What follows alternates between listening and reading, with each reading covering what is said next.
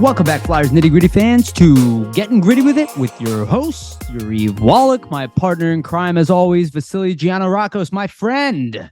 How you doing? Doing good, Yariv. I'm excited for this episode, mainly because before we started the episode, we were kind of unsure about, slow news. What are we going to talk about? We're still kind of in that dead period a little bit here.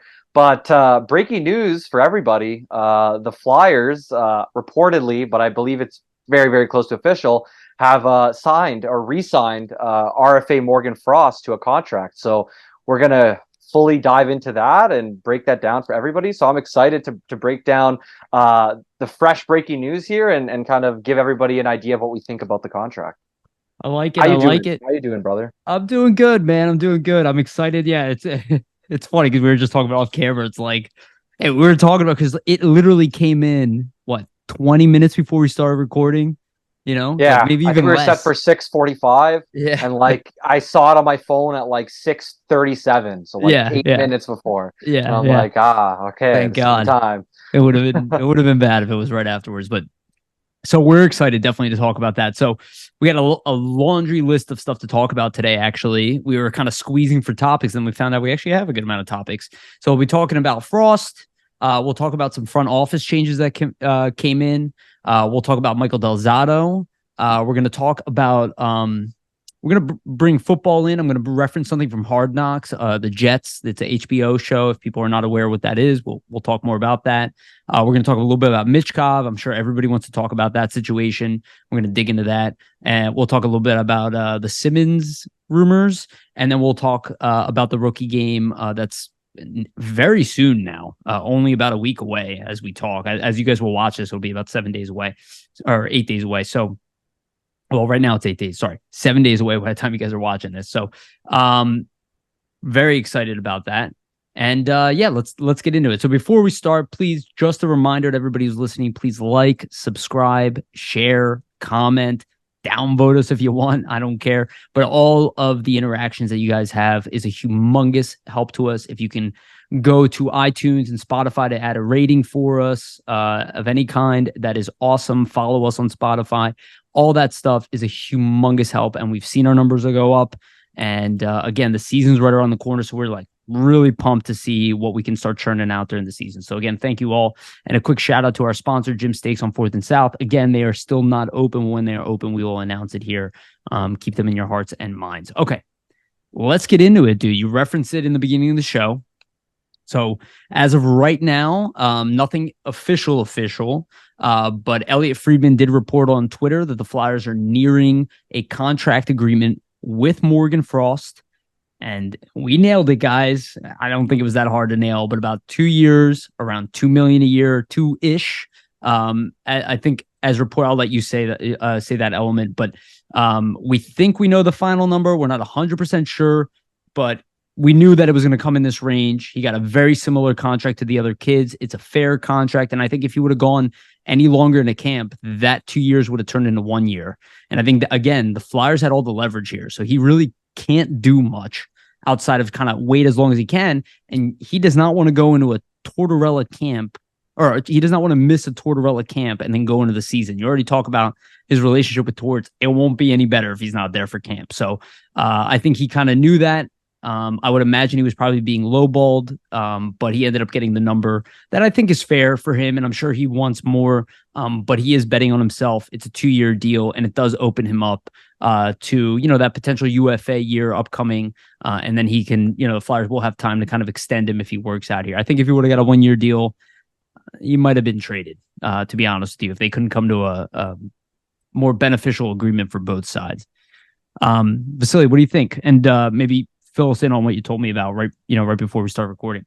Yeah, so according to Cap Friendly on their website right now, Frost's contract is listed at 2.1 million AAV for the next 2 years. Elliot Friedman reported that it sounded like a 2-year deal, slightly above 2 million-ish.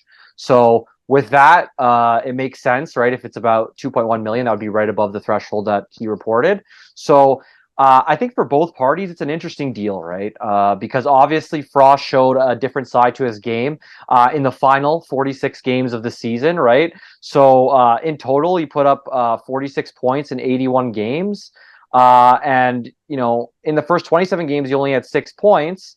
And from December 11th onwards, he had 40 points in the final 54 games. So it's like a tale of two tapes, obviously, here. And I think the contract kind of shows that, right? I think it shows the fact that it's possible, Frost and his camp were looking for a longer term situation. And that's maybe why this dragged out so long here, right? Maybe the Flyers weren't willing to go that route and commit to him due to the inconsistency that was kind of plaguing his game to start the year. I think from the Flyers' perspective, they really just want to see him do what he did in the final 54 games for a whole season, right? And if that was the case, and let's say he did do that for a full season, he would have scored at a 0.74 points per game pace. And that was his point per game pace with 40 points in the final 54 games. So if he can replicate that 0.74 point per game pace for a full season, then the Flyers will be ecstatic and they won't have a problem with extending him to an even longer term deal after the 2 years. But it's just not for them. I don't think they're convinced that that's the real him, and they want him to kind of prove it over that full 82 games. So I think for Frost camp, they probably were looking longer term. Flyers camp, probably more shorter term for him to prove himself. And this is where we fall, right? Kind of in the middle. You get 2 years. And at 2.1 million AAV, it's a good deal for Frost because he does get a slight bump in terms of his prior contract. And it's a good deal for the Flyers because they have a guy who looks like, he could be between a 45 and 60 point center annually, only on a $2 million deal. Obviously, too, there's an element for Frost where, he's kind of betting on himself in a sense. Like there's no guarantee he's going to replicate. But with the cap set to potentially go up in the future here, in 2 years, it could be very lucrative for him, right? Because right now, the way I see it, it looks like his deal or this upcoming 2-year, $2.1 million a year deal will be ending when the cap is really going to start going up significantly. And then let's say, he becomes that 60 point, 70 point center, he's going to be able to really cash in and that's where he gets a 5-year, $6 million, $5 million deal or whatever. Yeah. Whereas if he would have signed long term now, he would have gotten nowhere near that. So, I mean, in terms of like maximizing his overall value and just the compensation he's going to get, it makes sense for him too to have the 2-year deal. And it also, I mean, it might not make sense for the Flyers if he breaks out here, but I think for them, they just didn't want to double down with the long-term deal here and take a risk because they just weren't sure on the player that they're getting. Well, and let's be honest here, the Flyers cannot afford another bad contract. So even if he is worth the money, right, and it comes and you have to pay him, well, at least you're sure he's worth it. And let's say, and again, I talked about this, it was the last episode of the previous one. It's all about roles on the team, and people have to remember that it's not just their production. Is he going to play top 6 on this team? Because then he wants top 6 money, right?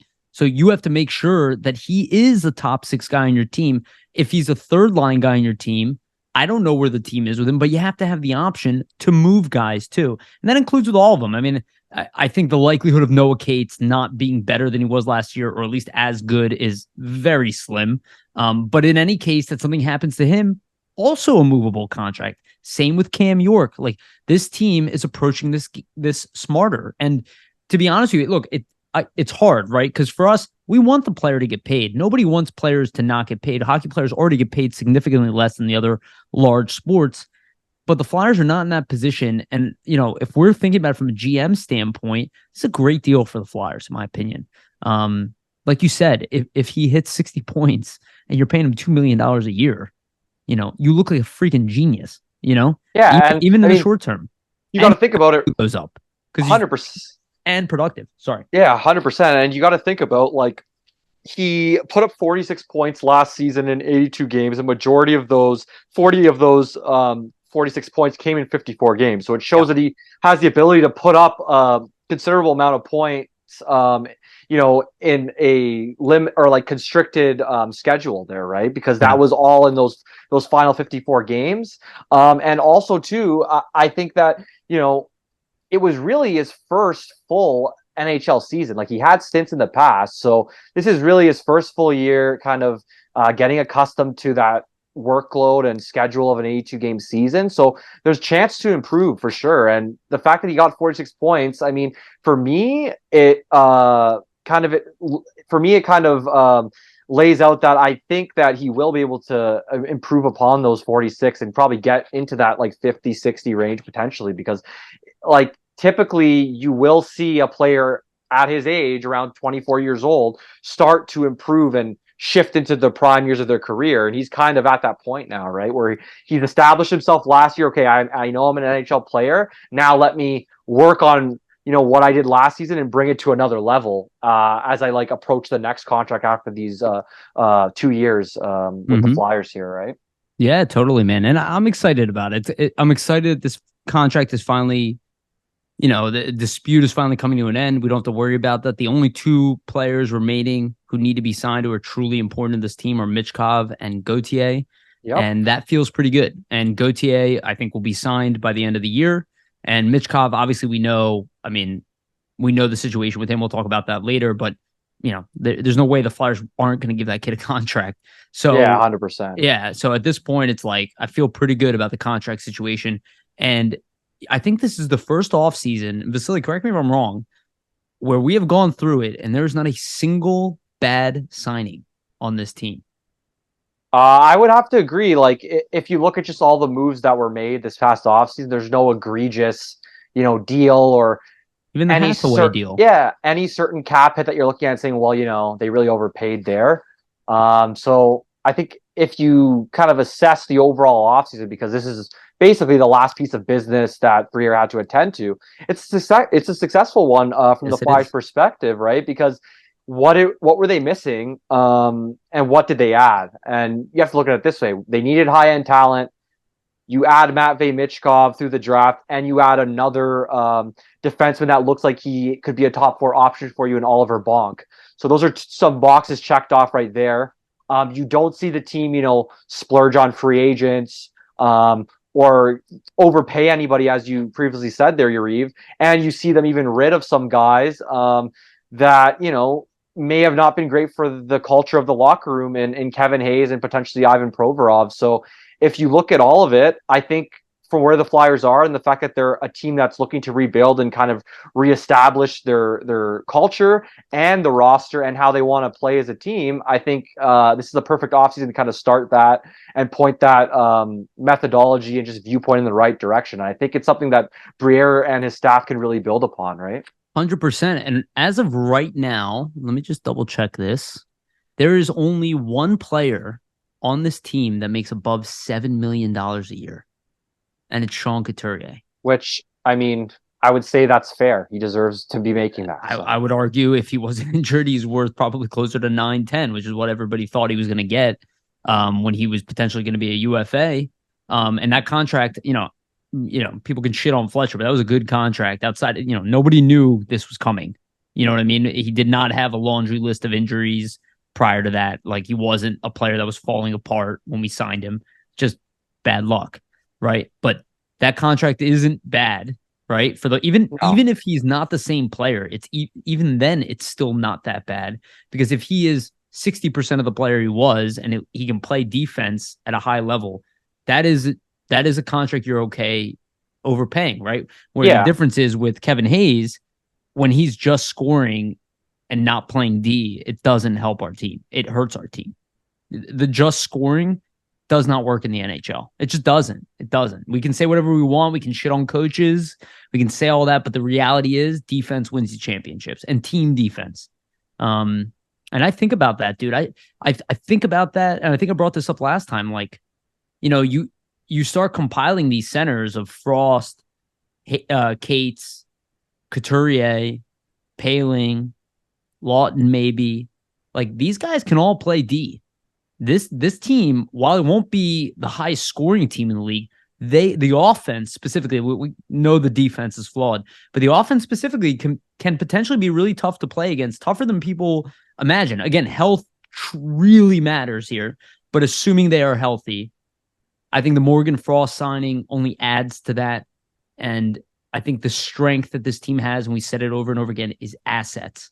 And that contract keeps Frost as a high value asset, in my opinion. And at the very least, you can move him for a second round pick, maybe a late first round pick, right? With that contract, it's manageable. And all the contracts signed by Briere have been manageable. And I love that. Yeah, 100% agree. And I think just to jump off like with Couturier there, for that contract value, I mean, as the cap rises, if as long as he's just a fraction of his former self, right? Like it's going to be a contract that you're willing to take on, willing to pay a little bit more just because of those leadership aspects and how good he can be on the defensive side of the ice, right? Exactly. Everything that Couturier brings. And we're going to talk about that in the later segment when we talk about the Hard Knocks thing. And we'll bring up, we'll go through these kind of experiments of what we're talking about. All right, let's go past Frost because we're going to talk about him a little bit later again. So let's get into the front office changes. I'll let you go through them, Vasili, but just off top, just so people are aware, shout out to Mayor Media. And if you guys don't know, Chris Mayer, obviously friend of the show, he just launched his brand officially. And he had a great article today, the best one for summing up the office changes. The big name on there, Danny Heatley. People were not aware, maybe some younger people. He was a superstar up until he got into a car crash with, I can't remember the player's name, and that's not good. I should have looked it up prior to this. But he got in a car crash. His teammate died, and then he was never the same after that. So he kind of disappeared from hockey after, his career kind of faded away. And then from there, you haven't really heard about him. And now he's here. And that's kind of crazy to me. And that's a guy who's got a lot of talent. So I'll let you go through it. I'll let you go through the changes, but there was a slew of them. So Vasili, take it away.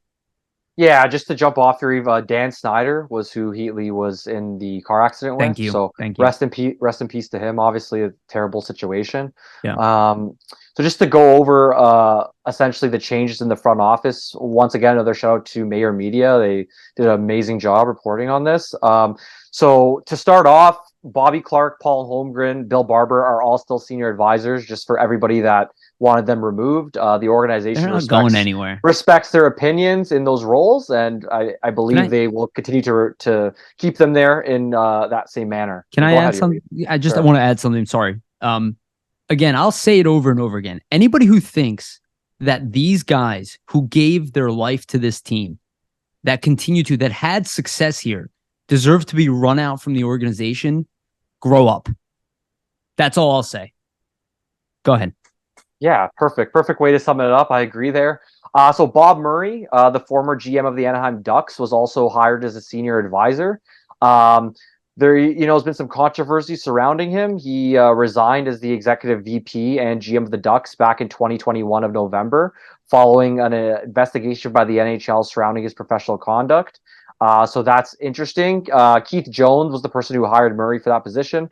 As you stated as well, Yariv, Danny Heatley was hired as a pro scout. This was mentioned initially by Charlie O'Connor, I believe, a few months ago. Yep. And then Chris confirmed the report today.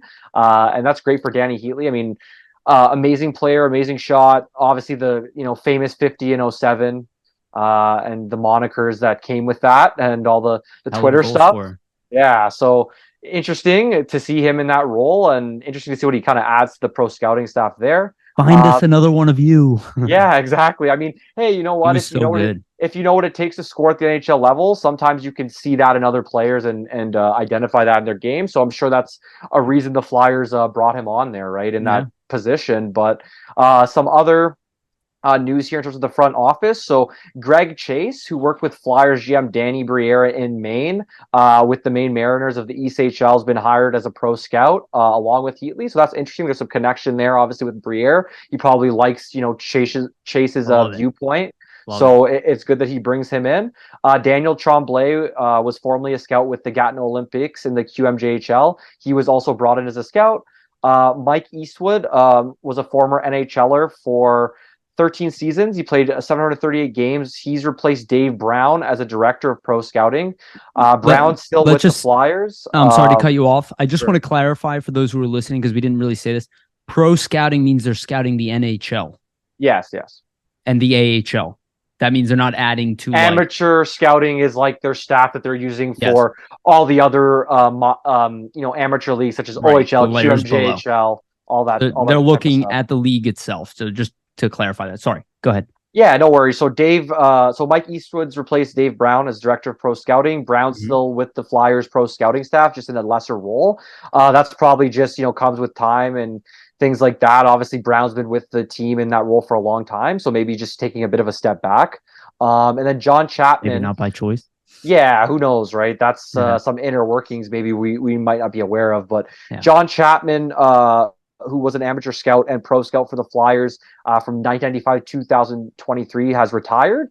And Al Hill, who played for the Flyers in the late 70s, early 80s, and was a pro scout from 1998 to 2023, has also retired. So a couple of scouts moving on, and had long tenures with the Flyers, so I'm sure they were respected. But I got at a certain point, it's time for everybody to kind of move on to other And, phases of their lives, especially when you've been a scout for over 20, 30 years, like those two, right? and let's also be honest here, because I know people are probably thinking this. The Flyers pro scouting has not been great. Yeah. On paper, I'm not going to judge these people individually. I don't know them. I'm not going to say that they're responsible for everything or any of that. But you look at the trades that the Flyers have made, the players that they've invested in over the years. Not that they were bad players, right? But they weren't the end all be all that should have been our investment. So I do kind of see there being some kind of need for change, right? No, I totally agree. I mean, if you look at the pro scouting staff and just some of the players that they've brought in, obviously it's not all at their feet. I mean, the general manager and their higher ups are making the decisions. They're just taking their advice and using it to essentially, their own devices there. But there's something to be said for the Flyers in certain situations and in certain trades, bringing in, NHL talent that's been underwhelming in the past. So when you see guys that have been in these roles for so long, it's not to say that they maybe weren't successful or weren't great at their roles, because in these situations, I'm sure these guys have brought in and had perspective on trades that have worked out really well for the Flyers and perspective on trades that may have not worked out so well. But I think it's just getting a fresh perspective, right? There's like a whole new regime in place.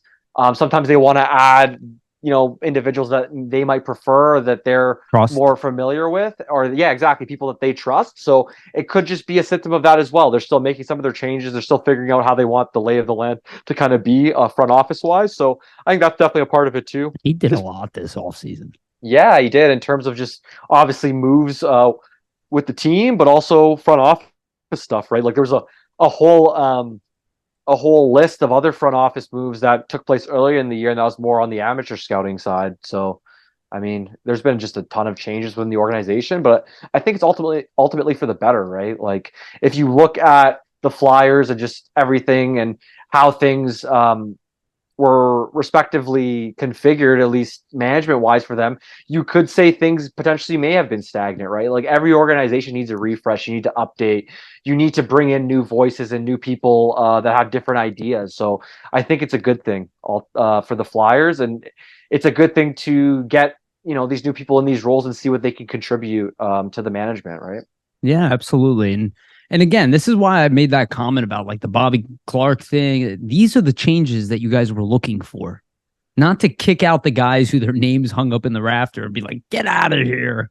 Like what is that going to do for you? You know what I mean? This is real change. And look, we don't know the effects yet, but you're seeing it. This is the change that you guys actually wanted. New staff, new pro scouts. These are the guys making the decisions.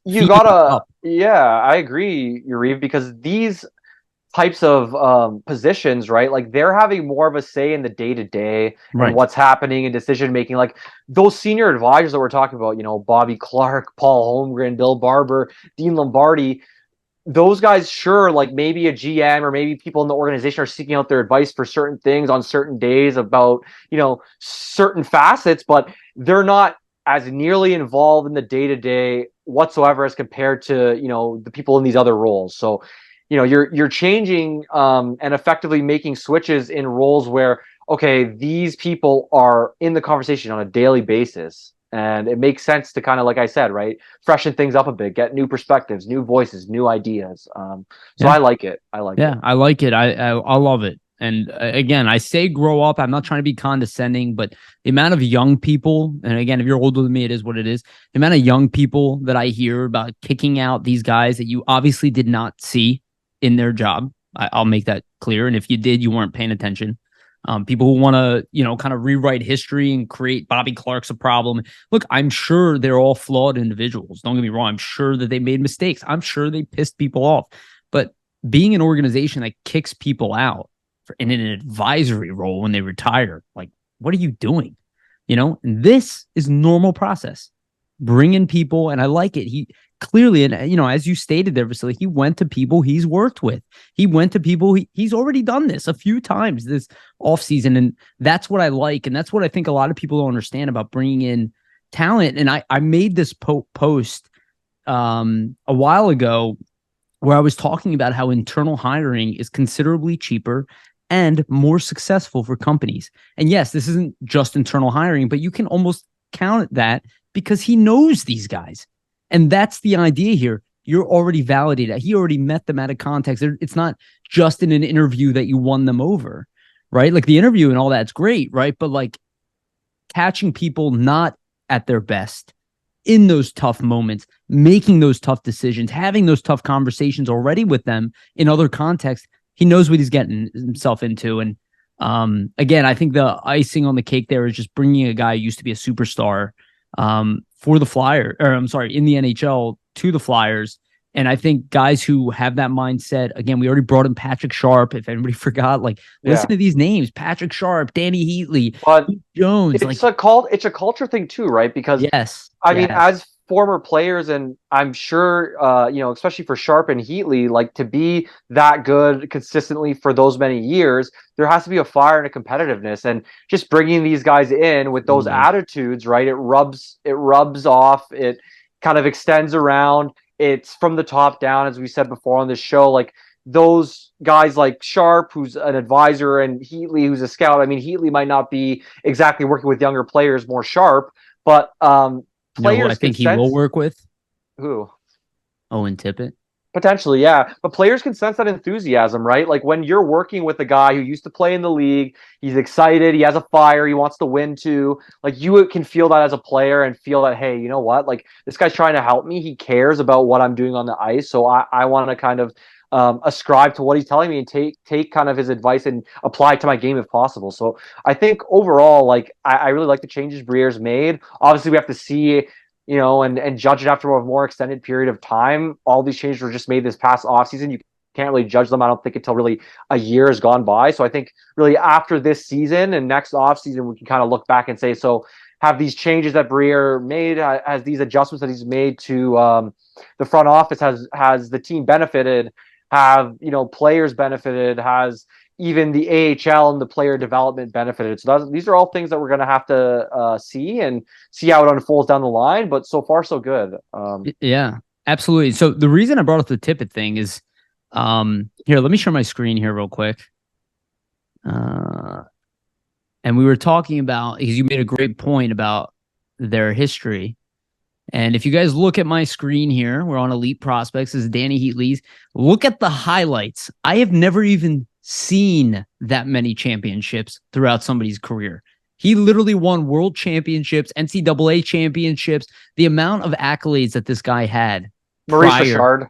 Yeah, dude. Like the guy was, for those who are not, like he was one of the elite in the league. And I think about that. I think about a guy like Owen Tippett. The skill set is so similar. He's smaller. Tippett's smaller than Heatley. Heatley was 6'4", but still, he's not that much smaller. He has a similar skill set. He has some of those power forward attributes, right, that Heatley used a lot to obviously make space for himself and make space for his shot. Yeah. So I think there's definitely similarities in the game there, 100%. Yeah. And even look at his stats, right? Like this is a phenomenal player. He didn't come in the league and destroy it the first year, but he was a second overall pick, 67 points. We talk about it all the time. Yeah. You put up 60 some points as a rookie in the league. You're on your way to being a superstar. You put up 80 in your first year in the modern day, because modern day numbers, you're in that Patrick Kane, you're in that generational area, right? The Patrick Kanes, the Sidney Crosby, the Probably Bedard, Connor McDavid, who he definitely would have hit 100 points his first year, right? Like these guys are unique. Even the guys who put up 60 goals, or I'm sorry, 60 points in a year, right? Close to 70 on a very bad team, by the way. The Atlanta Thrashers were always bad. Yeah, they had Ilya Kovalchuk. They're always bad. So it's a guy who went through a lot of shit in his life. And I think that's what I really like about it. There are lessons to be learned there from Danny Heatley for the young players. And I'm excited. And I'm sure that's the case with all the other guys too. We just don't know them as well. And I'm just excited about it. I think it's good overall. Let's Definitely. go. You know? All right. Let's move on to the next topic.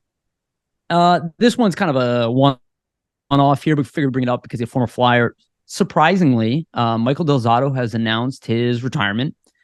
He's 33 years old. From what I understand, he started having some injury issues and, kind of called it.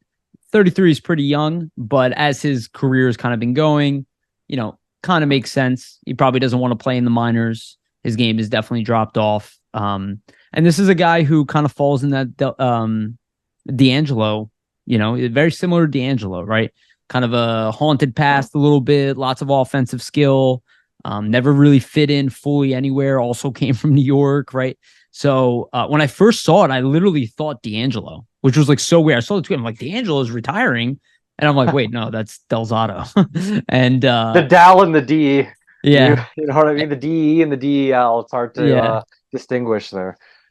And just to add, there's a lot of stuff that I noticed people were commenting on Twitter about, for those who don't remember, when Del Zotto was here, he got into some public shit with somebody named Lisa Ann, a former adult film star. Now she works for Sirius XM. She is a friend of mine, actually. Those who are not aware, I did interview her a couple of years ago on the Always Level Up version of the podcast, and that might be coming back, by the way. I'm working on that. But check out that interview. She does talk about Del Zotto's thirsty nature and how he was hitting her up. So that is acknowledged there. If you guys want to hear more about that, she goes into pretty good detail about it. But overall, I don't think she hates the guy. So those who are I know is tagging Lisa Ann in it. Don't do that. Leave her alone. Again, she's a friend of mine. The amount of men that hit her up, I promise you, he is not even close to one of the most famous ones. The things that she has told me in private will blow your mind. So he's not the only one. So just know that there's nothing unique about Del Zotto in his behavior. There are celebrities more than you will ever know, married and not. That's just the one that came out, right? And that's what happens when I don't like that she made it public, but yeah, it just happens, right? Like something leaks out and it gets blown up a little bit. But Del Zotto retiring, definitely interesting. I mean, he was a first round pick, 20th overall back in 2008 with the Rangers. He spent about about 5 seasons with the Rangers, 1 season with Nashville, 3 seasons with the Flyers, 2 with Vancouver, 1 with Anaheim, 1 with St. Louis, then another back to Anaheim, 1 with Columbus, 1 with Ottawa. So a journeyman. He's been, almost switching teams every season for the last several years. So usually when you see that for players, you kind of see their careers almost dwindling down. Did he play for Torts? In Columbus? That was the 2020-21 season, so it might have been Torts' last season. Yeah, okay. I believe so. I think he played 53 games that year for Torts, so I mean, quite a bit. To be honest, it's kind of crazy because Del Zotto's best season was 2011-2012 with the Rangers. He had 41 points in 77 games. His second best season was with the Flyers, and he had 32 points in 64 games. I think based on that points per game, I think that might have been his best season in points per game wise in his career with the Flyers. I remember that season. He played well, honestly, in his stint with the Flyers. And I was somebody who said, hey, if you're going to keep him as kind of a bottom defensive option, why not? He can move the puck well. He has some skill to his game. Obviously, never panned out other than 3 seasons with the Flyers, but I wish the best to Del Zotto, in any future endeavors. But he had a great NHL career. I mean, he got drafted in 2008, and his final season essentially was last season. So can't do much better than that, right? Yeah, absolutely. So good luck to you, Michael Del Zotto. I'm sure he's going to be involved in the game in some way. I doubt the stuff that we see publicly means he's being like exiled from the league or anything. Again, this was a professional hockey player for years. Yeah. Realize how difficult it is to be in the NHL. If you made it there, you definitely have people's respect, and he was there for a while. So I would not be surprised if he gets an NHL job somewhere after this. Yeah. He's still and pretty now young. He can go full time into the DJing, right? Like DJ MDZ. So I didn't even know he was doing that. yeah, he was. So there you go. Well, good for you, DZ. So good luck, Michael. Wish you the best, man. And yeah, I think it's always kind of sad to watch a guy retire maybe a couple years before he should have, but 33 is not bad. 33 is not bad at all. He had a long career. So, all right, let's move on to our next topic. We're going to do a little bit of a screen share. If the audio doesn't work while I try to screen share here, I'm just going to cut the video portion. It's a 3-minute video. I'm going to show you the video, and then Vasili and I will talk about it. This is a clip from Hard Knocks, which is an HBO show, which typically they run every season and follows a different team every season. And it follows them through training camp, really like backdoor access. We saw that stuff for the Flyers, back in the day, and other teams when HBO used to do it for the Winter Classic. The quality is amazing. And it's just an interesting show, but there is a segment in here, a speech that their coach, Robert Saleh, and I'm not a huge football guy, so if I'm saying his name wrong, whatever. But he does give a pretty good speech. We're going to listen to that for 3 minutes, and then we'll go through it. So let me share my screen here. Vasili, you stop me if you don't hear the audio, but I think we should be good. All right. All right, man, check this out. What makes a competitor in your mind?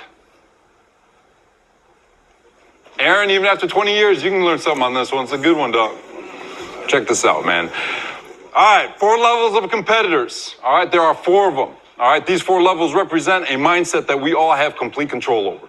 External factors like playing ability and injuries have no bearing on which level we stand. All right, what are these 4 levels of competitor? You've got commanders, you've got competitors, you've got contenders, and you've got survivors. I promise you, everybody in this room falls into one of these categories. At the bottom are your survivors. A survivor is someone who does just enough to get by. He coasts through his day and does not maximize his mental capabilities. This group loves taking the easy way out. They love it. And they're so fucking miserable that they will do everything they can to bring you along with them. The sad part is, every organization has at least one. And I promise you, you can't hide. The next level of competitor is a group of contenders. A contender is someone who is motivated by external factors like playing time, money, fame, or the person he's going against. He will only reach his potential if the external motivators are threatened. Third level, the one we seek, is a group of competitors. A competitor is someone who is internally motivated to be his best regardless of the situation. His place on the depth chart does not matter. Money does not matter. Fame does not matter. He is always trying to absolutely be his best. He can't be swayed because he's already maxing out his potential. This fucking dude is trying to PR every day of life. He's got a championship mindset. And when you have a championship mindset, you embarrass the shitty ones and you make the great ones look normal. Final one is a commander. He basically has all the traits of a competitor with one exception. He brings people with him. Which one are you? You can't hide who you are. Reality check for the offense, and I'll say this for the O. You were invited to a party by the defense, and it took you a little bit to show up. The defense pissed you off rather than, I'm going to hit the ground fucking running. But by the time you respond to getting punched in the fucking mouth, it's too late. It's too late. In a game, in any situation in life. Offense, thank the defense for inviting you to the party, and then defense, thank you for coming to the party, because now we can all get fucking better together. That's the mindset. Your teammates going hard, thank you for pushing me to go above my comfort zone. We want a group of competitors, and that's what we've been building the last 3 years, is a group of men who are intrinsically motivated to be their absolute best. It is a standard. It's a way of life. It's who you are. It's your DNA. Competitors. That's what we want. You guys good? All right, guys, all gas? All right, let's stop it right there. I think that's enough. All right. So the reason I brought this up, and Vasili and I obviously watched this prior, is as I was, why is this video still playing? Sorry. I got commercials coming in on me. There we go. Sorry. So the reason we brought this up, you think about Tortorella. He's looking for something, right? We've already watched two players who were talented leave this team. And as I watched this live, and I brought this up here before, not exactly in these terms. Again, I referred to Tim Grover. I'll say it again. He has a book called Relentless. Tim Grover was the personal trainer for Dwayne Wade, Kobe Bryant, Michael Jordan. He talks about their mindset. He has a different terminology for it. He calls the commander the closer, essentially. These are the people who carry the team on their back. So the reason I brought this up is we're going to do a little kind of experiment here. We're a little exercise. We're going to talk about what players might fall into some of these categories and why some players are more cherished than others. And the reason why I think this is important, because this is an element that is hidden from us, right? This is what they see behind the scenes. This is the reason potentially Frost is, doesn't have an incredible relationship with Torts. We don't know what happens in the locker room fully. Like, yes, we have access. Vasili's in Toronto, but we have access and whatnot, but not that much access, right? So I wanted to go through this and ask the questions: who are our survivors? Who are our contenders? Who are our competitors? And who are our commanders on this team? Survivors. Let's get in the first one, right? We can name two guys on this team that are or that were on this team that are already gone: Kevin Hayes and Tony DeAngelo. You watch the way that they handled this past year. They were surviving under Tortorella. They were doing just enough to stay in the lineup, but never really match the expectations of the coach. And regardless of how many points they put up at the end of the year, they did not stay. Now, I'm not going to put these guys, again, anyone can move from these categories. This is not me knocking their character. I don't know them, right? But we can just put them in this category. They are survivors. They are now gone. If we want to bring up another one, I'll bring up one up. And then I know you have one in your mind too, Vasili. But like Morgan Frost might be in this category. I don't know where he is now, but if you look at the beginning of last season, he was in survival mode, right? Barely staying in the NHL, doing just enough to make it. Getting healthy, scratched, literally in his hometown. Right. Not producing. And to Frost's credit, we saw the second half of the year. We saw he was not playing like that. But if you look at that, the remnants of that, you can see potentially why Torts keeps riding him. And we don't know what his attitude is behind that. I know that Frost is kind of a happy-go-lucky guy. He's not incredibly intense. That doesn't look good if you're trying to find a competitor, a commander, right? Yeah. Can you think of any, Vasili? In terms of survivors, I would say Wade Allison is a good candidate for that category.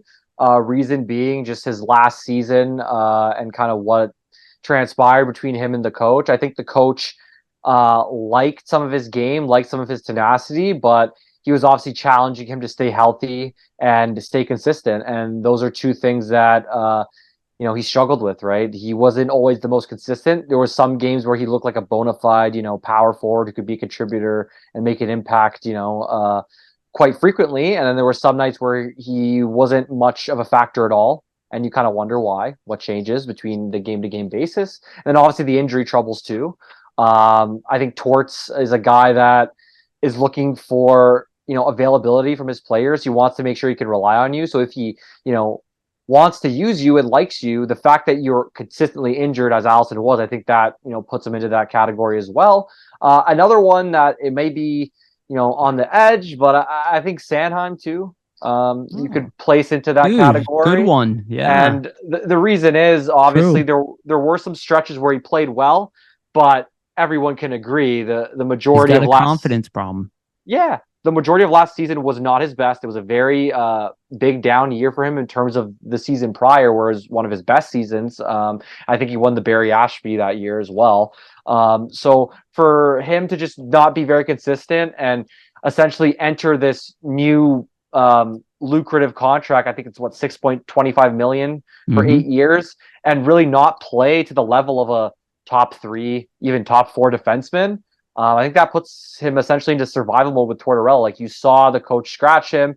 You saw the coach specifically say that he needs to be better and play better. I think we saw as the season ended, he was rounding into form a bit, but I think he begins the season in survival mode essentially, because he's going to have to prove to Tortorella that, you know, he can handle top minutes, because there's really no other veteran defenseman on the roster that's done it before, aside from him and Ristolainen, that can take on those types of minutes. So he might be in survival mode early, depending on how things start off in his season, and you know, the type of usage that he ends up getting on the ice to begin. So yeah, and I wonder if he goes into that next category potentially too, the contender. I could see that as well. That's why I said teetering, right? Because right. Yeah. Yeah. Sorry. Go ahead. I think just like there obviously are certain motivating factors. Like in that video, we saw, you know, money, contract, ice time. I think for a veteran like Sanheim, like he was used to getting what about, you know, consistently 16 to 20 to 21 minutes a night. Tortorella came in and he wasn't getting played all that much, and that has to do with some of his performance. So I think ice time's a motivating factor for him. The fact that he knows he's getting paid 6.25 million, he is the highest paid defenseman on the team, and basically the de facto number 1 defenseman. I think all that stuff could be motivating factors for him to be a contender and have his game rise.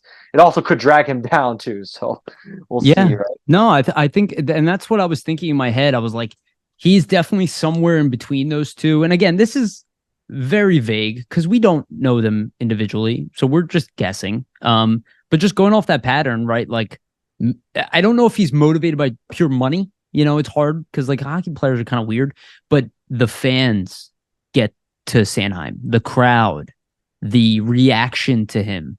And I think that is key to Sanheim hitting that next level of the competitor, right? Like, I don't know if he's ever going to be a commander. I don't think he is that guy, but he has to be the type of guy who does not allow outside things to influence his game. He is not at that point yet, and he's 27. And that's why he finds himself in the position he's in. And it's funny, if we measure players by this rather than production on the ice, you kind of see Tortorella's point a little bit, right? Like, he's trying to build a team of competitors, highly, highly competitive athletes, right? D'Angelo might have fallen under these two, right? A guy who wanted more money, got the more money, right? He didn't sign for cheap in Carolina, where it was working for him. He went for the money, right? And it didn't work for him. And the money obviously was his motivator to some degree. So I don't know. Again, I'm just guessing. But I would imagine anybody teetering in that survivor contender category is in trouble on this team. I think most players on this team do not fall into those categories. I think most players on this team probably fall into the competitor category, but we don't know that. And I would say if we look at what's going to happen with this team over the next year, we will probably get answers to these questions. 100%. I would say Frost maybe has a chance to kind of up himself from survivor status, but I think that's contingent on, can he pick up where he left off, right? Yes. If he begins the season very inconsistently, similar to last year, I think he is right in Tortorella's doghouse off the bat, just knowing the relationship already, right? Yeah. And you have to realize, like, ownership and leadership, like, yeah, they get the money thing, right? But like, they want to win. They don't look at these players as like they deserve money and all that. Like, they want to win, right? So unless the team is winning, it's hard for them to pay money because they're looking for a mindset. So the contender one's tough and the survivor one's tough. We just threw out a couple names there. It's hard to know if these guys are there, but we're just kind of looking at it. I would even say Joel Farabee was in survival mode. Yeah, but definitely. That was more injury related, and I think that's kind of what put him in that. And just like Frost, by the end of the season, he was not in that place. I think at a point like last season, you're completely correct. I think when all that news came out about him not being being unhappy with his usage and the way, you know, things were going with the coach, I think maybe that was the point where he's in survival mode, because obviously there was a point last season where he was essentially getting benched, right? Like, they were putting him on the third line. minimal ice time. Then some games on the fourth line, there were some periods where he didn't even play shifts. And that happened to Frost as well. So I think just looking at the usage, obviously he's in survival mode, but then you see the game kind of pick back up as time elapses. The injury and the recovery gets better, and you see him kind of almost not return to form, but get closer to his old self. You see flashes of it, and that's when you saw Tortorella use him more with, your Frost and Tippett's, and kind of put that line together of, I believe it was Frost, Farabee, Tippett for a little bit, and they did pretty well. So it's definitely with a coach like Tortorella, I think players can find themselves switching on a dime, right? It really depends on just like what happens. I think attitude's a big thing for him too. I mean, and I was just about to bring it. So let's look at Kevin Hayes. He clearly was a leader in this room, whether you guys believe that or not. He was. We know for certain that young players, even Farabee said he wished he was here. But if you look at the way, and we'll go back to the beginning of the year, the way he responded to being benched, I've seen other players respond to that. His attitude is, I don't know why I need to be benched. I don't deserve to be benched. His answer to the public, I don't care what he says in private and what he believes inside. His answer to the public should have been like, I'll do anything the coach needs me to do. Be a team player, right? I think that's the response that Tortorella expected. And I don't think he would have ever just put Hayes in a third line role. And you know what I mean? I don't think he did give that response, I think he would have survived. Well, here. I think we can play devil's advocate, right? Look at Konechny after that San Jose game where he got benched and how he responded. And it was very much the opposite, right? He said, I'm unsure as to why, this occurred essentially, but he said, I want to work with the coach and work on my game. Didn't he say he wasn't playing good D? I think he said I was out there for against or something. Yeah, he may have said something like that. But like, it makes sense. I'm paraphrasing, like I don't remember off the top of my head, obviously, but he basically said that, there's things that I've done wrong. Me and the coach are going to look at it and work on it together. Whereas went into his office. Yeah, whereas Kevin Hayes said, well, I don't really know why I got benched. And did he say, I don't think I should have been, right? Or something like that. Right. So it's two completely different mindsets. Motivated by ice time. Yeah, there's two completely different mindsets and ways of approaching it. Like Hayes kind of didn't accept it and basically said, well, he probably thought, well, I'm like one of the leading scorers. I need to be playing. It shouldn't matter if the defense suffers as long as I'm getting points. I'm an all-star. I'm getting points. It's like, but none of that matters. Exactly. Not to a coach. Not like with Tortorella and what he was trying to instill and kind of the culture that he was trying to show early in the season, that's saying no matter where you are in the lineup, if you're not working, you're not playing and hustling and putting your all into the defensive end of the ice as well as the offensive side, you're not going to play. And Konechny obviously had some issues with Tortorella, but they were able to work it out. So that, I think, shows a whole opposite, right? Versus Hayes. 100%. So let's go into the competitor category, the third category. I think under this one, you can find most of the players on this team, right? Like Noah Cates is a competitor. Maybe we'll evolve into a commander. We don't know, but he's definitely a competitor. Delorier falls under that. Garrett Hathaway falls into that category. Tanner Lazinski would have been a survivor. Lazinski would have been 100% survivor. And I love Tanner. He's like the nicest guy. I don't know about Paling yet. Owen Tippett, absolutely a competitor. And then Nick Seeler, he might even be a commander, to be honest with you. You look at Rasmus Ristolainen, 100%. I think competitor. I think he's a competitor. Early in the season, he was surviving a bit though with the scratching. But we don't know if that was an attitude thing or just, hey, we need to adjust your game, because he listened to everything they said. That's right. True. They even commended him for it. So, I'm pretty sure Torch said he was the best defenseman by the end of the year, like one of the best defensemen. One of the best. I think maybe he's a guy where, he was probably in contender and then kind of moves up a rank, if we're using these terminologies here, right? But no, definitely. There's definitely a few more too, I think, in the competitor range. I would definitely add in Provorov. Obviously he got moved out. But I just look at the way kind of he's not missing a game, all that ice time. I would have put him in that range. But he wasn't a commander. Yeah, he wasn't a commander. There's obviously something there that the team was not looking for that they need to move on from. I mean, he didn't want to be here, so I think that plays a factor. And think about how often we heard that Provorov was frustrated with the way the team is. Well, yeah, but commanders will pull the team forward. Yeah. And if you're the number one D man getting paid the most money and the team is building, you need to have that attitude and that perspective where maybe he didn't have that. And the Flyers were saying, hey, if he doesn't have it by now, he might never. Right. So. And it's what makes that locker room better. And well, let's go to the Commanders because that's the important one. And I think where the Flyers lack a little bit, but more because they don't have high talent in that area. Guys who I think are commanders on this team: Mark Stahl, Scott Lawton, maybe Cam Atkinson, Sean Couturier, definitely. Yeah. What do you think? Maybe TK even. I like that. I mean, I think Konechny slowly morphing into that. Yeah, I think that's the right answer. Definitely competitor, just based on last season. Mm-hmm. But you could see too, like when Konechny was on and he was playing well, he was bringing the team into the fight with him. Right, yes. Like the team was engaged, playing well when he was playing well, and that's usually what a commander can do. So I think he's inching there. I think we need to see it more because he was injured a bit last season. It wasn't the fact that he wasn't consistent because he was consistent all year, but it's just like you didn't still get to see him do that for a full 82 yet. Yeah. So I think that will push him into that status. I mean, Couturier, just looking at his track record, 100%. I would say Cam Atkinson goes, the team went, right? Yeah, exactly.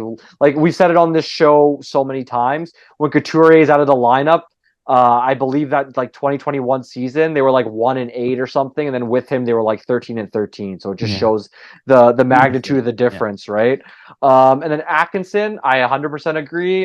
Just based on like his attitude and just kind of he's always positive, he's always upbeat. Like he seems like a guy that he's going to kind of motivate you and bring you along with him into the fight. Like that's just the vibe that I get. And then you have Tortorella, who I mean is kind of all about having veterans lift up their younger guys and be a good example. And I don't think you would mention Atkinson as much as he has and what he can do for a locker room if he didn't believe that he was a commander as well. Yeah. Mark Stahl, just, I mean, look at the pedigree, how long he's been in the league, how many teams he's played for where he's had success and been in roles. Like he's arguably going to be in a top 4 role for the Flyers. And I mean, he's nearing the end of his career. So it just kind of shows the pedigree and just how he's thought of around the league. And then another one I wanted to mention, I mean, he might be on the verge of competitor and commander as well, but Carter Hart, I want to mention too, as potentially being a commander. My thought is, I mean, as a goalie, how many times did he save the Flyers' bacon and essentially stand on his head? And he was the main and sole reason, yeah, exactly, for them winning certain games. So you'd always say, I should have had that, right? Yeah, right. Like he's very accountable for a goaltender and just a young player in general. Typically, if you watched him in interviews after down games or even games where it was close and the Flyers lost, he would say, you know, there's one puck I should have saved or one goal that I didn't like that I should have been better on. He's very self-accountable. I also just think if you look at you know, his work ethic on the ice. He seems like a goaltender that is constantly putting work into his game and looking to tweak things and change things about how he's moving on the ice as a goaltender, switching efficiencies. Like I know last offseason he worked on his side-to-side movement and also move like, you know, his EVH. I wonder if this offseason he had some issues with sealing the post off. I'm kind of interested to see how his post work looks moving into this season. And I think if he does adjust, that like is another point to like, okay, look at this guy. He's taking that self accountability and looking at things that might have plagued his game in the past season, and now he's taking that and making it a strength in his game. So one other thing too for Hart, sorry, Yariv, is look at those 2 down years he had where he played terribly for about 2 seasons and then rebounded this past season and looked like a bona fide starter, top 10 goalie in the NHL, in my opinion, just based on play. I mean, the statistics aren't there just due to the team being bad, but if they were a better team, I think he'd be right there in that conversation. It's just the fact and the ability to overcome that. I think that's also a reason. You know, he's definitely a contender, right? Yeah, or a competitor. Sure. Sorry, definitely a competitor, right? I think to your point, I think he's in that TK. He is 25, right? Close, exactly. He's getting there. And let's be honest, this is why Scott Lawton has an A. Like, say what you will about his high-end skill or whatever. There is no doubt that Scott Lawton behaves this way. Two other Flyers I can think of, Mike Richards. Everybody knows that was a commander. That guy would carry his team. The team would go the way he went. He was extremely competitive every game. Say what you will about, what happened to him here and all that. He wouldn't have won all those championships. He wouldn't have had the reputation he had without being that guy. And then Claude Giroux, definitely a commander. I mean, we saw it. He would command the ice. He would literally create strategies on the ice. The whole team followed him, and he carried him with him, and that's why he wore C. So I think what essentially I'm getting at by bringing up this list is, I would imagine that anybody who does not fall into these top two categories, competitor and commander, will not be here long term. And potentially. Yeah. So if you guys, and again, we don't know the answers to this, right? We're not giving you an exact list because we don't have it. Yeah. Right. But think about this as we go through the season. And if any of these players start falling into that contender or survivor category, I would almost bet money that they're on their way out. This team is trying to build an attitude. And I love that speech at the end because he said, we do this together. And the one thing that Torts talks about, and again, he talked about Hart and his professionalism, right? It means he didn't have to say anything to Hart ever. Probably ever. He said, I don't talk to my goalies. He didn't need to. Yeah. And I think that's what Tortorella is looking for. That's telling. Yeah. He says all the time, he does not want to say a word in the Well, he wants the locker room to be able to self-regulate itself and understand, and how does it do that? Hey, team, we had a down period, or we're not playing our best. We need to be able to pick ourselves up. And obviously how a team does that is self-accountability and just understanding that if we want to overcome, it needs to be together ultimately. Like, if in hockey, in any team sport, if you're not pulling on the same side of that rope, sometimes you can go the other way, right? Like, if there's too many people on the opposite end where not everybody's working towards the same goal. And I think that's what the Flyers are looking to get back to, where the team is working towards the same goal, whereas in the past that may have not been the case in terms of the culture and things like that. Well, back in the day, this team was led by three commanders, and everybody knows who they are. And you guys can deny that Jake Voracek is this, but he's not. And he's one of the best right wingers to ever not only just play the game, but to definitely play for the Flyers, as statistics show. He carried the team on his back a lot of games when the Flyers did not show up. You saw Jake Voracek carry that puck into the zone, work his ass off to pull his team forward. He was a very intense guy. I already brought up Giroux, and everybody knows Wayne Simmonds is a fucking commander. I know some people don't like a curse, but that deserved it. That guy was underpaid his entire career.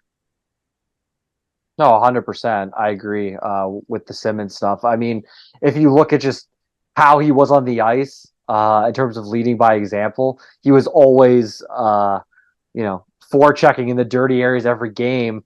To go to those areas, you're literally leading. I remember, this famous Simmonds story, but scores a goal, essentially get right off his face, gets how many stitches in the nose, and then comes right back the next period. Like, that's the type of attitude you want in the locker room. Yeah. Right?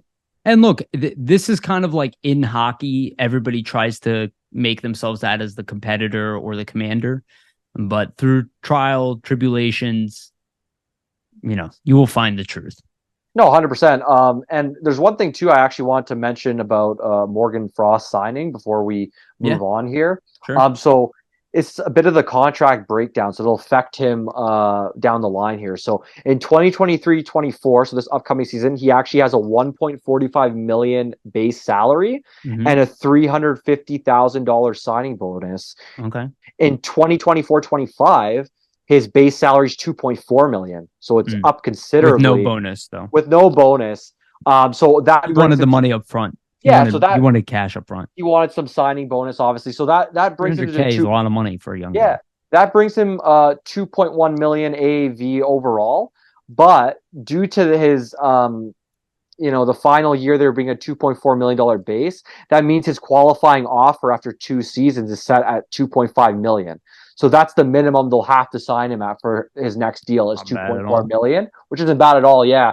And another thing to mention is since this is That's a great 2-year point, Vasili. since this is a 2-year deal as well, he still will have 1 year left of RFA eligibility with the Flyers after this. So they're not bringing him and walking him to UFA status here. So they're going to have these 2 years elapse, and then he will still be an RFA when the Flyers negotiate the next deal. So they'll still have his rights and have essentially a lot of the leverage since he won't be going into UFA status. So at that point, I assume if they like what they see, he's a candidate to be re-signed or given another shot, at least to prove himself even further. If they don't, as an RFA, and let's say he puts up similar points this season, he could be a real trade candidate as well, especially because the team that they'll be trading him to will also have all the leverage and all the rights. Yes. So that's Great the thing point. that I want to mention and just bring up for everybody. Great point. And actually, I think I want to add to that because it's a great point you just brought up. Let's go back to Rasmus Ristolainen, a guy we traded for with somewhat of a sizable contract. When we came to re-sign him, we had no choice but to pay him a lot of money, right? The leverage because he was UFA, yeah, and not only that, we had to qualify him at a minimum. I think it was $5 million or something like that, right? Because he was already getting paid that. He got a very small bump in pay. He really didn't make that much more money, but we had to give him that money. We couldn't even start at $4 million, right? Like we couldn't give it because that's what Ristolainen's worth, in my opinion. He's worth about $4 million a year, and he gets slightly over $5 million. And that's where we get into some trouble. And now if you look at Frost, let's say he doesn't even turn out to be the player that he is. And let's say we trade him and he's a 50-point player. Well, a team would love a 50-point player at $2.5 million, right? Or even $3 million, $2.8 million or whatever. It's like, that's smart. And the more we look into the way Briere is handling these contracts, he's more stingy than Fletcher.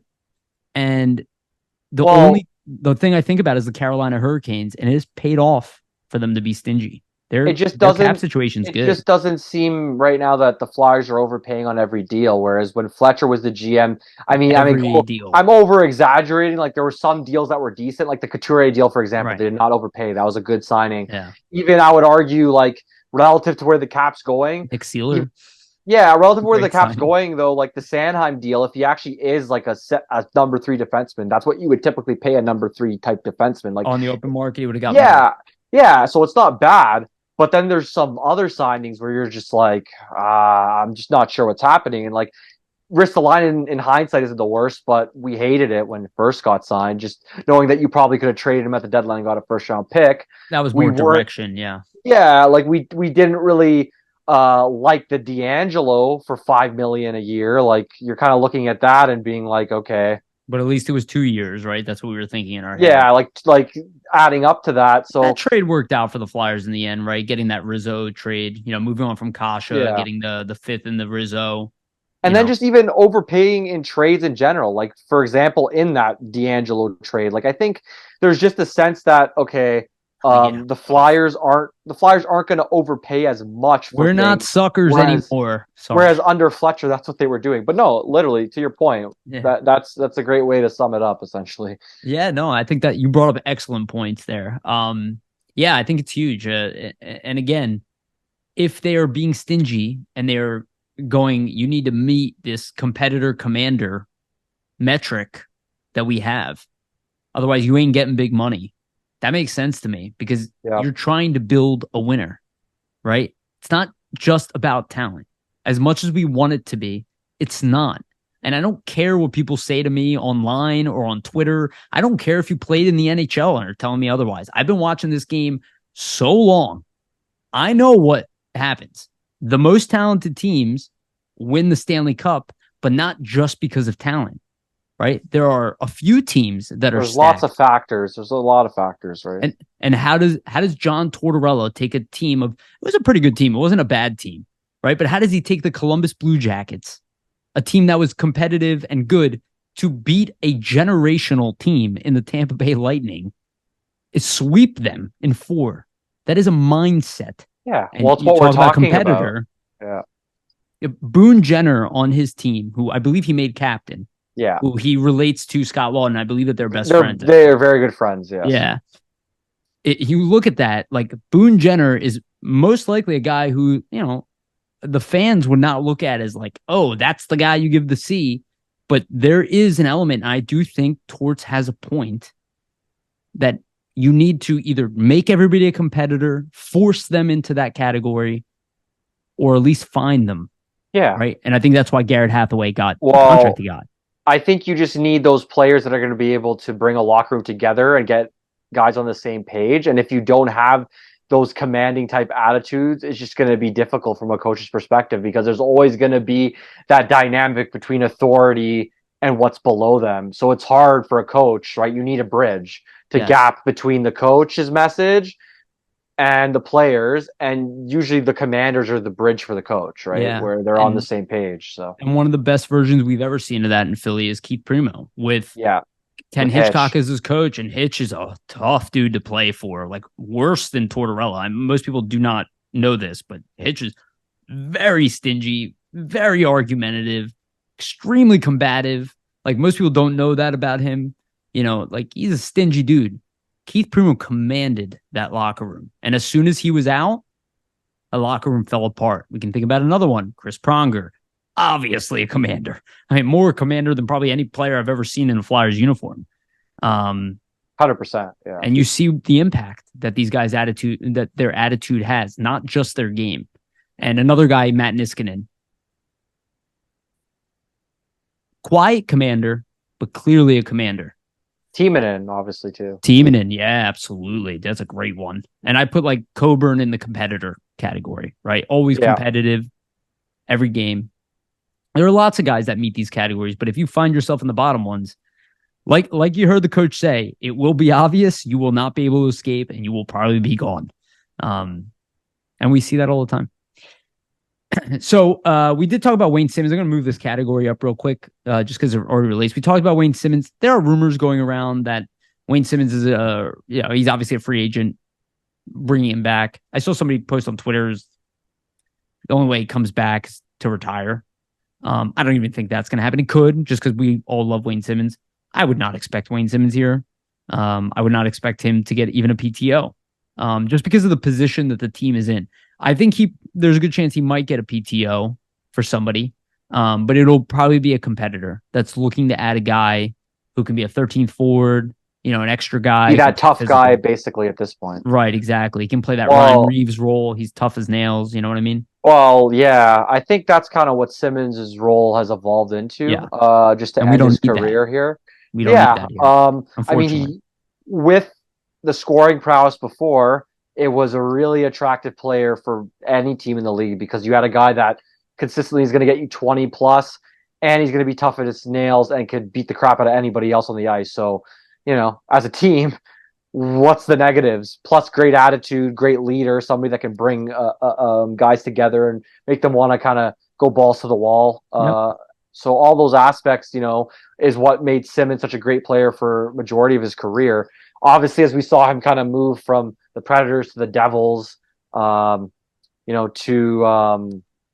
the Leafs here, things, have dwindled in terms of his scoring prowess. Obviously, he is no longer the same kind of scoring entity that he used to be, but that's going to happen with age. And you got to think about the game that he played, right? Like, always in front of the net, always in those dirty areas, always paying the price to score a goal. When you look at stuff like that, that's going to wear on a body and wear on a player.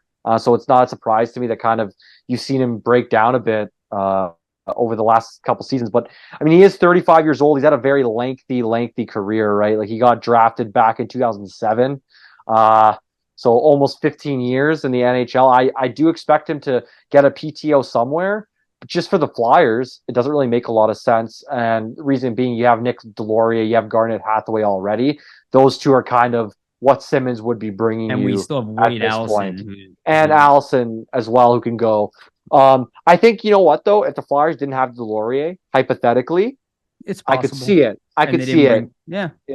But if that role was available, and again, we talk about roles, right? But it isn't. You're not just going to bring in a guy basically who doesn't have a role in the team. Like, we know that's Nick Deslauriers' role. And I mean, he's at a point in his career where he's probably more useful in that role potentially than Simmonds might be. And the reason why I say that is he has the penalty killing aspect to his game where Simmonds does not, right? So you have to factor that in. Same with Garnet Hathaway. He has that penalty killing aspect to his game where Simmonds does not. So I think that might hurt him down the line, just in terms of being a fourth line guy for other teams, maybe. No, it's a great point. That probably is what hurting him. But who knows? Like, if a team needs toughness, that's going to be like a competitor and a contender, and they're saying, hey, like, we could use Simmonds as a 13-40, he can slot in maybe some nights against tougher teams when there might be similar players in the lineup to him that he can match up with, then sure. But it'll be a wait and see. Like, he hasn't gone to PTO yet, and we're seeing a lot of them being given out. So I think that kind of, maybe puts the writing on the wall for him. But who knows? You might see him continue, maybe in the AHL, maybe in Europe. Who knows if it's the end for him, right? There's always other options. So yeah, but either way, I'd hate to see him retire without getting any offers and trying to. I agree. But I think he's 35. He is 35. Yeah. Yeah, he's 35. Lots of tread too on those tires. Yeah, right? he's at the age 35, 36 is when most forwards, especially of his ilk, goalies. Well, yeah, the physical forward ones. Yeah, only the true elites seem to last into their 40. Yeah, exactly. I mean, he's 36 and put up basically almost a point a game last season. So. I was saying it the entire time. Anybody who's been listening to this podcast from the beginning, I've been talking about it the entire time that Giroux is a special player, a legendary player, and the entire time I had to argue with people. Oh, he's not. I can pick 7 guys who are better than him. Okay. So, 1% of the 1%, you can find a handful of guys who are better. The fact is, Giroux is an elite athlete, and that will probably remain until he retires. And he is a guy I could see signing a 1-year contract to retire here, but I don't think that's going to happen either, just because he's home. You know what I mean? There's no reason to do that. But yeah, so let's move on to our second to last category. We'll end on the rookie game. We'll just talk a little bit about that. But this is the kind of a big topic. So obviously we've been talking about Matvei Michkov quite a bit. And let's be honest, we warned you guys about this before all the other podcasts started talking about it. We brought it up way ahead of time before everybody else is. The writing was on the wall. And, we tried to give both sides of the argument, right? Vasili gave the devil's advocate argument, like it's one game, it's preseason, but this is always my fear with the Russian league. They just do not develop young players. And I don't even mean like Michkov needs developing. Like, they don't play young guys. And it's not just Michkov who's being rotated as 13th. It's also Demidov as well. Yes, who's also one of the best Russian young players in the world, also maybe a generational talent. And they're rotating these guys in, even though they're clearly better than the people on there. And team. They're having trouble scoring goals, and I'm sure these two would assist that. So it's hilarious, okay? And I actually was listening to Snow the goalie, and they talked. Chris Therien talked about this, and Anthony Sanfilippo too. This guy is like kind of his dad's son or something, the coach, and he's trying to put his mark on the team or something. I don't know the exact story, but there does seem to be some kind of personal thing here. But they do have that attitude in Russia, and this has always been the case, not just with Michkov, all of them, that they don't let young guys play. They force you to wait. Most likely Michkov will be loaned. I prefer he just gets loaned now, but they're probably not going to do that. He did play his first game the other night. Was it today? Actually, yeah, it was today. Sorry. So go ahead. Sure. We can kind of go over. Sure. He was expected to be a 13th forward. He actually did play on the third line to begin, and then he kind of moved down to that 13th forward role. So just to break it down, after 2 periods, he only skated 3:56, 8 shifts at 5-on-5 through those 2 periods. So 3 minutes and 56 seconds is nothing, essentially, in terms of ice time. And finding yourself in the game, it's a 60-minute game. That's after 2 periods. So in total, no power play or any special teams at all. That's just 3 minutes, 56 seconds after 2 periods of 5-on-5 ice. So after the entire game, Scott lost 4-3. They had a bit of a comeback bid, and they fell short by 1. Michkov skated only 6:12 of ice time for the entire game over a total of 11 shifts. He had 6 shifts after the first period, and that was the second lowest ice time among all Scott forwards, third lowest among all Scott players in general. And shout out to Bill Meltzer. He had those stats out for tweets.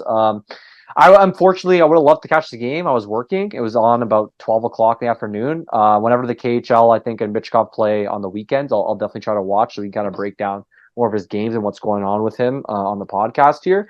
But just in terms of what's going on with him, we did kind of mention it was a writing on the wall situation, right? Like, obviously, I played the devil advocate and said, well, he played a lot of games in the preseason. He looked good. They had him at center. It was only one game. But we all know how the preseason works. Usually, coaches will put their closest to regular season lineup in the final preseason game, and Michkov was scratched during that game. So that just shows you what they thought of him potentially being a fixture to start. He was a healthy scratch the first 2 games of the year. So his first game getting in, which is the 3rd game of the season. I think at this point, it's a troubling situation for the Flyers. And reason being, they don't have any control, right? Like the KHL and SKA and Roman Rottenberg, the head coach of SKA, are in full control right now of Michkov's fate, right? So I think the best case scenario for the Flyers, and it doesn't matter whether or not he plays for SKA or plays for any other team in the KHL or even plays in the VHL, which is the minor league, he needs to play. He needs to get considerable amount of ice time. If he's not getting playing time, that is going to hurt his development. And the best thing for him offensively, defensively, and even to potentially continue to develop as a center is to get ice time and play in all situations as much as he can. I don't know if that's going to happen with SKA. Right now, him getting only like 6 minutes of ice time a game is not an ideal scenario for an 18-year-old, especially when typically 18-year-old players, if they're not playing in the NHL and are in the AHL. Well, 18-year-olds usually can't be in the AHL, it has to be NHL or AHL. But if they're in junior leagues, they're usually, top players on their teams getting a ton of ice time, all situations, which Michkov's not receiving. So that's the troubling thing. I think, there's likely going to have to be some headway reached here in terms of, are they going to loan him or are they going to continue to at least give him, I think, 12 minutes upwards? If they start playing about 12 minutes a game upwards, I think he probably stays on SKA. That might be enough to consider, okay, this is decent enough. At least he's getting some playing time. They're a competitive team. He's not going to get the top minutes, right? They're one of the best teams in the league, so it makes sense. If he doesn't get anywhere close to that, I think it's in the best interests of him, the Flyers, for him to be loaned to another team, whether that's Sochi again or another bottom team in the KHL. We will see. I prefer that he goes to the bottom team. Yeah, well, then he'll get more. Then he'll get more playing time. That's what happened with HC Sochi last season. He got almost first line, second line usage, 20 points in about, I think, 27, 28 games, almost a point a game. They can't afford to do that shit. Yeah, well, they don't have the talented players to play ahead of him, right? That SKA believes that they have in this situation. It's definitely interesting. Both Demidov and Michkov should be in their lineup.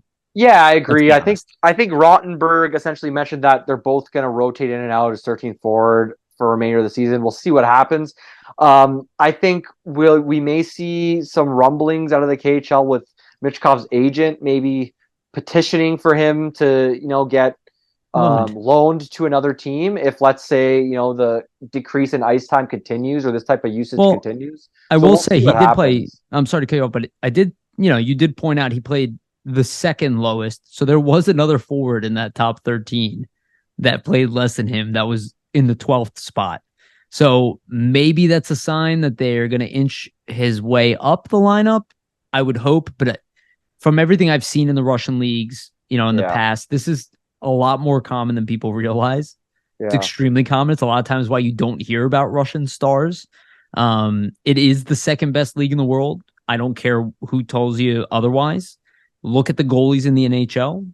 All the top goalies, they're all Russian. From the Russian league. And they all come from the KHL. That's not by accident. You look at the amount of superstars that have come from that league. The other leagues don't have that much high-end talent in it. So while the KHL does have bad players in it too, it does have high-end talent. So it is a league that's a little bit cocky. Again, this is a Russian attitude. They typically will have higher hubris than their actual talent, and you can see that in what we see. And again, I'm interested to see how Michkov responds to that. I imagine not too well.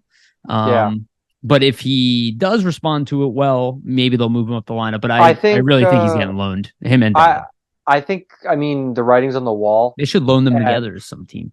It's possible. They have good chemistry. We'll see. I don't know how it works in terms of like loans. Let's say if a team is allowed to move 2 players to one team. Who knows? I'm Fair not sure enough. the KHL rules or anything like Good that. point. But one thing to note, I think, for Michkov is, he's known to kind of be hard-headed. That's been said. Like, he's strong-willed, very competitive. Roman Rottenberg is also cut from the same cloth. He's a very hard-headed individual, apparently, He's as a Russian. coach, from what I've read, and somebody who, it's his way or no way. And that comes with the fact that I think when you look at Michkov and the way he plays, one staple of his game is he's always trying to carry the puck into the zone and make a play, or make something out of having possession of the puck. Whereas Rottenberg, some of his game style is around dumping the puck in and chasing. So maybe that's where some of the disconnect comes from. Well, probably why I played Demidov, who's 6'2", over Michkov to I start. can play that game a little more than maybe he can and be successful at Michkov. Maybe. Michkov's good. I don't even think that's boards, true, but yeah. along the boards too, and is competitive when it comes to battling for pucks. So it just doesn't make sense, though. Yeah, right? His talent level and all that. It's interesting. I think though, like I was saying, with both of them, you might have a clash where 2 guys very hard-headed, kind of clashing, and that's why we see this, right? So we'll see how it unfolds. I think the best case scenario for Michkov, best case scenario for the Flyers is he gets playing time and is playing 15 to 20 minutes a night, right? So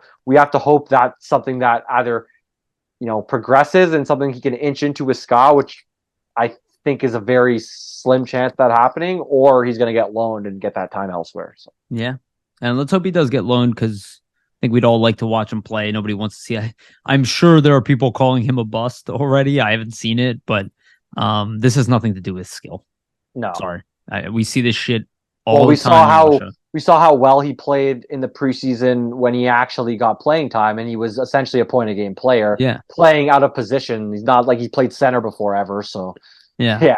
And look, this happens in the NHL too. It's just not as prevalent. But let's go to Barry Melrose, who was the coach of the Tampa Bay Lightning when him and LeCavalier. No, not LeCavalier. Stamkos came in the league. Oh yeah, Stamkos. I'm thinking Tortorella and LeCavalier. Yeah. Well, Stamkos, his rookie year, he struggled, and he was like, "I'll send him back. He can't play in the NHL." Literally next year, he's got 40 goals, 40 assists. When Barry Melrose gets fired, they're like, "No." So I honestly see that here. I think clearly Demidov and Michkov are probably their best players, but they have their way of doing things. And again, I grew up around Russian culture, so to me, I expected it. Like, I kind of know. They have a lot of hubris in Russia. They have a lot. The KHL is a veteran league, right? It's not a young players league at all. And I say the same thing about the NHL, but the NHL invests in development, and the KHL does not. The way they do it is they loan, right? They loan you. So, and again, if he gets loaned, I won't care. Like, I don't care if he plays in I don't care where he plays. I just want him to play. And they also know, like Scott knows in the back of their mind, the organization knows, well, how much time do we want to put into this guy? Because in 3 years, he's going to be gone anyway. Yeah. So that has to be a factor too, right? Like, you say, thought about that. He said that he wants to play in Philly, right? Yeah. It's the only place he wants to play. So who knows? Who knows? All right, let's get into our last topic here. We'll go through this pretty shortly. So just a reminder to everybody, we are so close to the rookie game. It is on the 15th. I believe the rookie camp opens the 14th. Correct me if I'm wrong. Yeah, and then training camp for the Flyers opens officially the 21st of September. So we're very close because it's September 7th as you're all listening to this. So yes, basically 2 weeks away for a main training camp, which is crazy. The off season's flown by very quickly, and I mean, it just shows, right? We had some breaking news to begin this episode, and hopefully that means we have a lot more news to discuss in the future episodes past this week as well, right? Yeah, absolutely. And we're Flyers Nitty Gritty is going to be sending Sam Wismer. She covers the AHL for us. She has a podcast about the AHL. She lives in that area. She'll be going to both games, so look out for her Twitter. She'll probably be sharing a bunch of stuff out from on their coverage. But Vasili and I obviously will be watching both games. Maybe we'll do a video that weekend, to break down the games.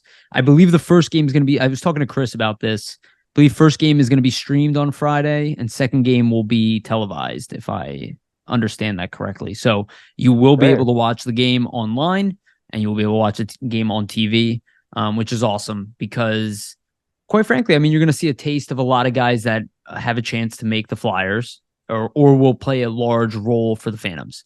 And that's really exciting. And we know, like, most likely Tyson Forrester is going to be there. Maybe I can't see Cam York being there, right? But all the other young defensemen will be there. Yeah. And I don't know if they're going to do a split squad thing. They probably will. Probably. I think in the past they've done split squad. For me, I'm just to name a few guys I'm very excited to kind of see in those games. Tyson Forster, Emile Andre, Elliot Desnoyers, Adam Ginning, I believe probably should play, so I'm excited to see him, a bit of him. Be there, yeah. And Helga Grans too. So all of those guys together, I think it should Ethan be fun. Sampson will be there too. Ethan Sampson as well, yeah.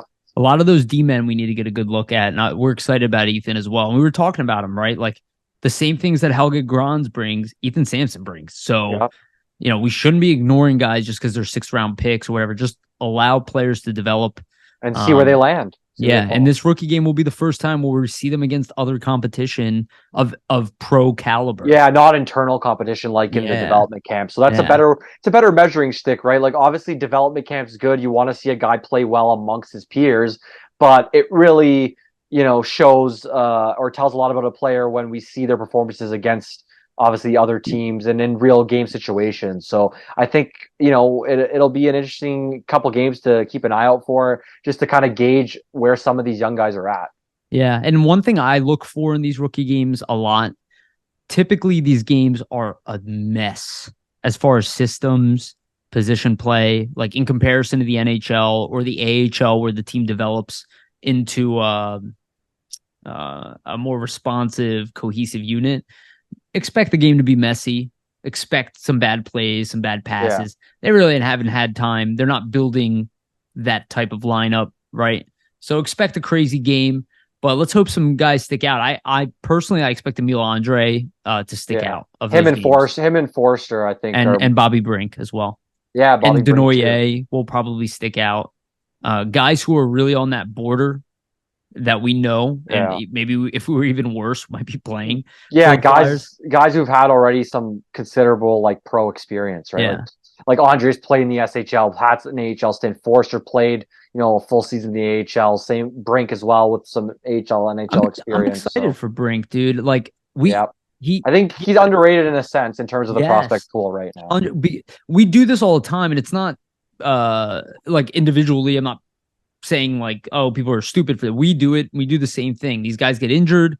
They get put on the back burner in your thought, in your thought process because you haven't seen them, right? We see that with Sean Couturier. People, we were talking about a video last week. A guy called him a 40-point player. Like people just forget. But Bobby Brink is a really good prospect. Yeah. And if he can develop, well, I want to see where he is. You know what I mean? We don't know where he is because last year he's recovering from a serious hip surgery. Yeah, exactly. It took him all year to recover from that. And we already saw early in the post-draft dev camp, right? We saw him stick out. So I'm really excited to see what he's going to do with this rookie game. Who do you think the goalies will be? Airson? For the rookies? I don't know. I think they're going to call in some guys. I don't know if it'll be Airson. It could be whoever they have as their ECHL options. I'm unsure. Nolan Meyer. Yeah, Nolan Meyer, but who knows? Good. They signed that other guy. What's his name? They signed one more guy. I think he begins with a K. It's escaping me, but I think they just signed him. Crushing something. You might be right. To be honest, I'm drawing a blank. But yeah, he's an ECHL. Most likely also ECHL guy. But maybe they give it to Urson just because they want to kind of get him warmed up. I think they might, right? Dude. I think they might. Maybe even Sandstrom, even though they're not rookies anymore. But Airson, I guess, kind of because he's young. But I don't know. We'll see. I'm assuming Bjarnason's going to be in the WHL at that point with his team, so it's not going to be any of those type of young players like that. So. Yeah, they'll have to call in. I wonder if Pedersen. No, they're not going to play Pedersen in a rookie game. No, but I would imagine they want to get a look at him. But I don't think he can play. I think you can't be in the NHL, like really.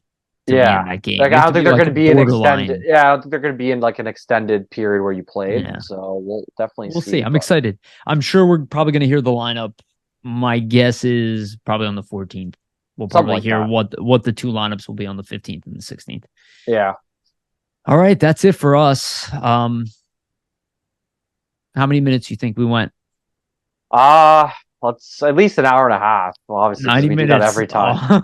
on point, dude. No matter what it is. You know what? I shout out to Danny Briere, Morgan Frost, and his agent, because without that news, I don't think we would have reached. We got to 90 yeah. today. So, but yeah, it was a great episode. Yeah. It was fun to discuss, especially the Morgan Frost signing. I think it was a relief, at least for me, to finally have something to break down, because literally every episode this whole offseason, we've been mentioning, just saying, well, Frost is still unsigned. Yeah. So now, we finally got to break it down for everybody, and he's finally signed, and we know, the cap he's coming in at 2.1, and we know that he's going to be there to begin training camp, and it'll be interesting to see how him and Torts kind of reconfigure their relationship here to start the year. Yeah, that's a good way of putting it. I like that, reconfigure. It's a good word.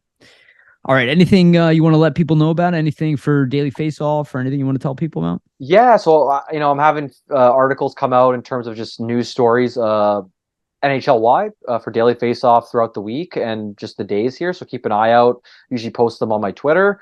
As the season starts ramping up for the Flyers, I'm going to have a season preview for Flyers Nitty Gritty and kind of a training camp type breakdown thing in the next couple weeks. And I actually just had an article put up on Daily Face Off just before this show began here on Morgan Frost getting signed and the whole breakdown there, and a little bit of an analysis. So make sure to check that out, everybody. And I appreciate, you all supporting and reading and watching the show and checking out the articles on Daily Face-Off and the articles on Flyers Nitty Gritty, and just listening to us throughout the whole summer, right? We're finally here, finally close to the season, and we're going to get ramped up and start bringing the content for all of you. So. Hell yeah. Again, just like Vasili said, we're going to be ramping up. Again, thank you everybody for listening. I mean, it's awesome. Please continue to like, subscribe, share, comment, do everything that you can. Check out our team store. Follow myself and Vasili. We're just, we're super excited for the season. Next week, we're already into it. Like right now it doesn't feel like it, but by next week, we're going to be talking about on ice hockey. And then the following week, we're going to be talking about training camp. And then we're full blown. Topics will be full. And I'm super excited about it. I don't care how good or bad the team is. I am always freaking pumped for hockey season and to watch the Flyers. Always. Yeah, I'm excited for the pain and suffering to come. Don't care. Love it. Okay. Again, thank you, everybody. Please remember, we love you. And also remember, stay pretty.